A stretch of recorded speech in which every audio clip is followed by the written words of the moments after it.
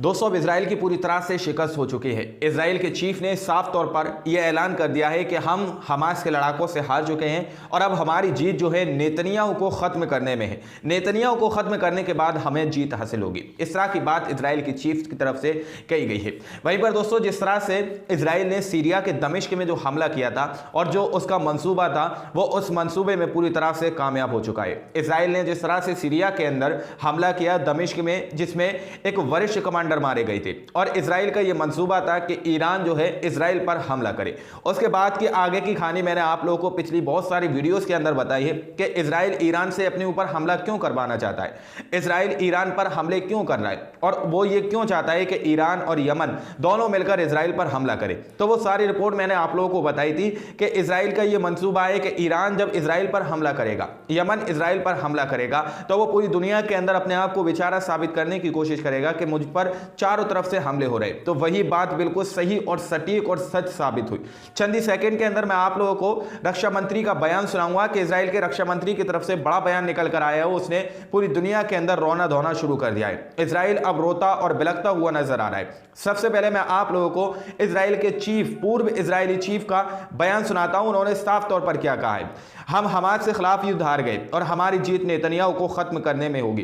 पूर्व इजरायली chief of staff Dan Halutz, इन्होंने ये बात कही है कि हम हमास के आगे हार गए हैं और अब हमारी जो जीत है वो नेतन्याहू को खत्म करके होगी। नेतन्याहू को खत्म करने के बाद ही हम इस जीत को हासिल कर सकते हैं। हमास के लड़ाकों के सामने पूरी तरह से हमारी जीत जो है नहीं हो पाई है। जैसा कि मैंने आप लोगों को पिछली वीडियो के अंदर भी बताया था कि इसराइल की सेना पूरी तरह से गजा के अंदर गोलानी ब्रिगेड जो है वहां सर दुम दबाकर भाग चुकी है। इसराइल ने अपनी सेना को वापस बुला लिया था। अब गजा के अंदर सिर्फ आईडीएफ मौजूद है। अब देखना यह है कि आईडीएफ कब तक गजा के अंदर हमास के लड़ाकों का सामना करती है। वहीं पर इसराइल के रक्षा मंत्री का जो बयान आया है उस बयान को लेकर मैंने कई बार आप लोगों को आगाह किया था कि इसराइल के अंदर से इस तरह के बयान आना शुरू हो जाएंगे जब ईरान जो है इसराइल पर हमला करेगा। तो इसराइल ने जो सीरिया में हमला किया था उसमें जो वरिष्ठ कमांडर मारे गए थे उसका बदला ऐसा लग रहा है ईरान ने ले लिया है। ईरान की तरफ से दावा यह किया जा रहा है कि ऐसा हो सकता है ईरान ने इसराइल पर बमबारी की हो, ईरान ने इसराइल पर बम गिराए हो। लेकिन इसराइल की मीडिया और इसराइल की सेना इस खबर को छुपाने में लगी है। उसने इसराइल की मीडिया को यह आदेश दे दिए कि किसी भी तरह से ये जो खबर है किसी भी तरह से लीक नहीं होना चाहिए और कौन शख्स इसके अंदर मारा गया है वो खबर पूरी तरह से दबा दी गई है। उसमें सिर्फ और सिर्फ एक अज्ञात व्यक्ति लगा दिया गया है। लेकिन मीडिया रिपोर्ट की माने तो ऐसा लग रहा है कि उसमें कोई ना कोई जरूर विशेष व्यक्ति मारा गया है। यानी कि दावा किया जा रहा है कि नेतन्याहू में एक अज्ञात इजरायली व्यक्ति की कार बम से हत्या कर दी गई, यानी कार बम से हत्या कर दी गई है इसराइल के अंदर। आईडीएफ ने मीडिया को कोई भी विवरण प्रकाशित नहीं करने का आदेश दिया है कि किसी भी तरह की ये खबर जो है जिस तरह से बम के अंदर, वो कार के अंदर जो बम धमाका हुआ है जिसमें जो व्यक्ति मारे गए हैं उसका आदेश दे दिया गया है कि किसी भी तरह से ये खबर मीडिया पर नहीं चलाई जाएगी, इसको किसी भी तरह से प्रकाशित नहीं किया जाएगा। इसराइल की मीडिया को आईडीएफ की तरफ से यह आदेश दे दिया गया है कि किसी भी तरह से इस दृश्य को तुम लोग न्यूज में नहीं दिखाओगे। आगे रिपोर्ट के अंदर लिखा हुआ है कि ऐसा महसूस होता है कि ईरान ने इजराइल में एक उच्च पदस्थ व्यक्ति की हत्या कर दी, शायद आईडीएफ या मोसाद में। यानी कि इस तरह की बात कही जा रही है कि ईरान ने जो है शायद कोई विशेष व्यक्ति की, कोई ताकतवर व्यक्ति की हत्या कर दी है। शायद वो जो है कि आईडीएफ का हो या फिर मोसाद का हो। इस तरह की बात कही जा रही है कि आईडीएफ में से या मोसाद में से कोई विशेष व्यक्ति की हत्या ईरान ने कर दी है, ईरान के बम से वो मारे गए हैं। इस तरह की बात कही जा रही है। जिस तरह से इसराइल ने सीरिया के दमिश्क में जो हमला किया था जिसकी चपेट में आकर वरिष्ठ कमांडर मारे गए थे, तो अब उसका बदला ऐसा लगता है कि लिया जा चुका है।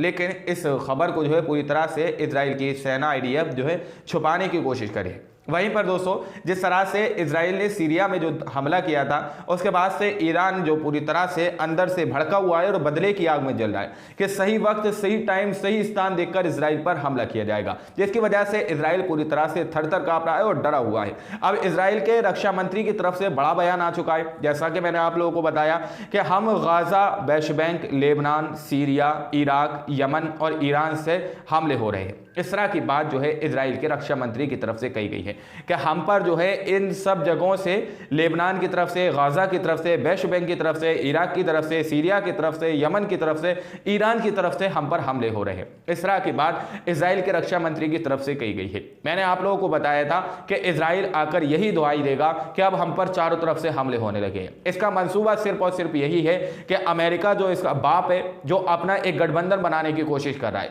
जो पूरे यूरोपीय देश को अपने साथ लाने की कोशिश कर रहा है, लेकिन अभी हाल ही की रिपोर्ट है कि सऊदी अरबिया ने भी उस गठबंधन से पूरी तरह से रिजेक्ट कर दिया है, उस गठबंधन को पूरी तरह से खारिज कर दिया है और छोड़ दिया है कि हम तुम्हारे संग किसी भी तरह से इस गठबंधन के अंदर नहीं आ सकते।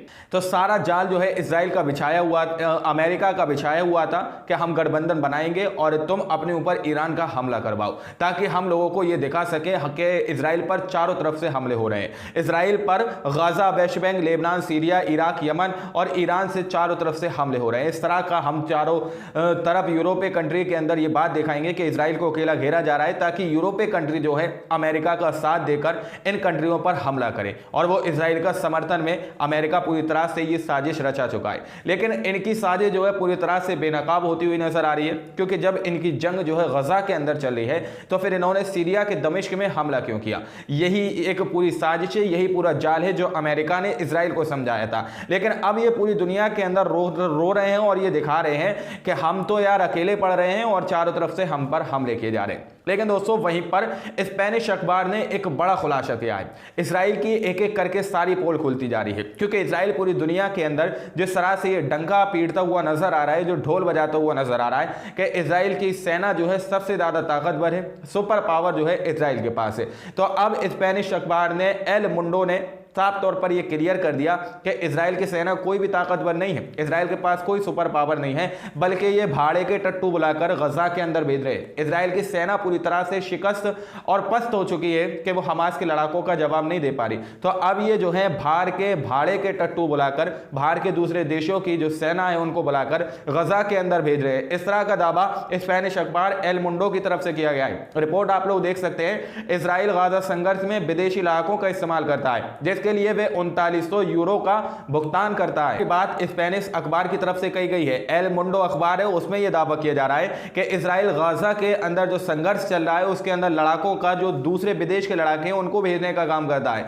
क्योंकि इजराइल की सेना पूरी तरह से शिकस्ता हो चुकी है और बहुत ज्यादा तादाद में मारी जा चुकी है और वो हमास के लड़ाकों का सामना नहीं कर पा रही है, जिसके लिए वो 3900 यूरो का भुगतान करता है। जहां से भी वो लड़ाके बुलाता है वहां पर 3900 यूरो भेजने का काम करता है। अब आप लोग इससे समझ सकते हैं कि इजराइल कितनी बड़ी सुपर पावर है, कि इजराइल के लड़ाके कितने ज्यादा ताकतवर है। इस चीज से आप लोग खुद अंदाजा लगा सकते हैं कि जो भाड़े के टट्टू बुलाकर गजा के अंदर भेज रहा है, हमास के लड़ाकों के सामने भेज रहा है, क्योंकि इजराइल के पास अब आईडीएफ नहीं बची है, इजराइल के पास सेना नहीं बची है। हमास के लड़ाकों ने उनको अच्छी तरह से धोया है, जिसकी वजह से अस्पतालों के अंदर उनको बेड और पलंग नहीं मिल पा रहे, अच्छे से ट्रीटमेंट नहीं मिल पा रहा है। इसलिए अब वो भाड़े के टट्टू बुलाकर, बाहर के विदेशी लड़ाकों को बुलाकर गजा के अंदर भेजने का काम कर रहा है। दोस्तों वहीं पर बड़ी खबर जो है दक्षिण कोरिया की तरफ से निकल के आ रही है। साउथ कोरिया की तरफ से बड़ी खबर यह निकल के आ रही है कि वहां पर लोग सड़कों पर निकल चुके हैं और इजराइल का बहुत भारी विरोध किया जा रहा है।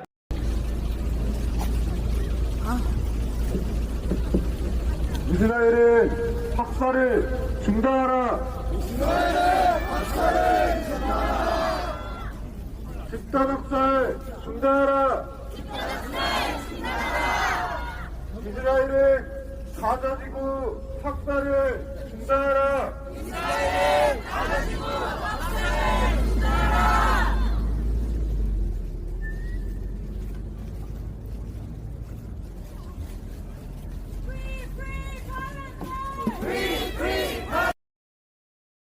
इजराइल के दूतावास पर यानी कि एम्बेसी की तरफ बहुत ज्यादा प्रदर्शन किया गया और वहां पर जाकर लोग बढ़ रहे हैं उसके एम्बेसी की तरफ। साफ तौर पर फिलिस्तीन के समर्थन में हजारों दक्षिण कोरियाई लोग सड़कों पर उतर आए और इजरायली दूतावास की ओर मार्च किया। इजराइल के दूतावास को घेरने का काम किया है कि इजराइल को समझाओ कि गजा में वो हमले बंद करे, फिलिस्तीन पर वो हमले बंद करे। इस तरह का काम वहां पर समर्थन किया गया है। साउथ कोरिया की तरफ से जनता सड़कों पर निकलकर दूतावास को यानी कि इजरायली एम्बेसी को घेरने का काम कर रहे हैं और उनकी तरफ बढ़ते हुए हुए नजर आ रहे हैं कि इसराइल को समझाओ, ये नेतन्याहू पूरी तरह से पागल हो चुका है, इसके पास कोई सेना नहीं बची और ये बाहर के भाड़े के टट्टू बुला रहा है। इस बात को आप लोग समझ सकते हैं और पूरी दुनिया के अंदर ये दुहाई दे रहा है कि भाई हम अकेले पड़ रहे हैं, हम पे चारों तरफ से हमले किए जा रहे हैं, तो भाई क्यों पड़ी लकड़ी लेने का काम कर रहा है इसराइल। इस बात को समझना चाहिए। तो इसराइल अब पूरी तरह से, जिस तरह से चीफ का, हमने पूर्वी चीफ का, इजरायली चीफ का आप लोगों को बयान सुनवाया, डेट हलर्ट्स ने साफ तौर पर कह दिया है कि हमास के आगे इसराइल हार चुका है और अब हमारी जीत जो है नेतन्याहू को खत्म करने में है। अब आप लोगों के सामने हमने सारी रिपोर्ट रखी है। बाकी आप लोग क्या सोचते हैं, अपनी राय कमेंट सेक्शन में हमें जरूर दीजिएगा। मिलते हैं अगली वीडियो में, जब तक के लिए अपना ख्याल रखिएगा।